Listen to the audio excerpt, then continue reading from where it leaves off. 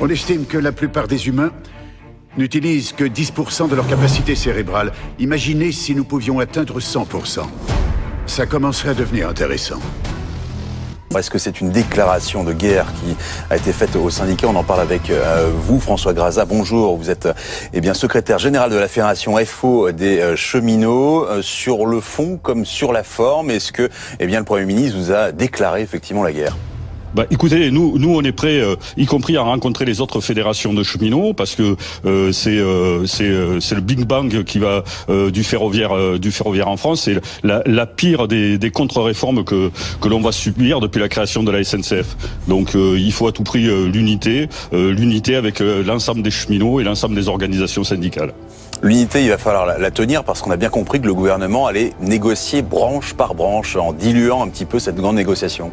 Vous allez pousser vers un mouvement dur, un mouvement de grève, plus de train en France? Je pense que le facteur déterminant de cette mobilisation ne viendra peut-être pas des syndicats, mais d'une réaction comme ça, des cheminots qui vivent vraiment cette situation comme une attaque, une remise en cause peut-être pas que de leurs acquis, mais aussi de leur entreprise. Une entreprise qui fête normalement cette année c'est 80 ans. Alors la SNCF est en train de récupérer tous les documents historiques sur son histoire.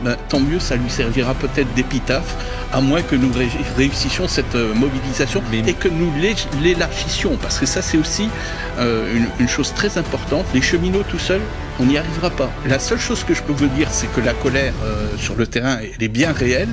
Et puis ce sentiment d'injustice, on parlait de la dette tout à l'heure, c'est une injustice manifeste. En 97, on avait déjà réformé la SNCF, on avait transféré cette dette qui n'est pas la nôtre à l'extérieur, et on nous avait dit, allez-y, bossez, vous aurez même droit à des surcroîts de richesse. Aujourd'hui, c'est l'inverse, on nous dit la dette, on y réfléchira peut-être un jour, mais en attendant, on va déjà vous supprimer le statut. C'est très motivant.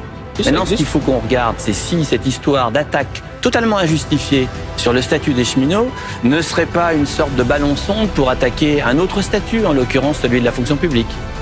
La journée du 22 mars est une journée d'action qui s'annonce comme une journée significative en matière de réaction aux attaques distillées par le gouvernement. On a un gouvernement qui lance des bombes à fragmentation ici ou là, sans aucune raison, du jour au lendemain. Et donc, écoutez, il y aura un certain nombre de réactions autour du 22 mars.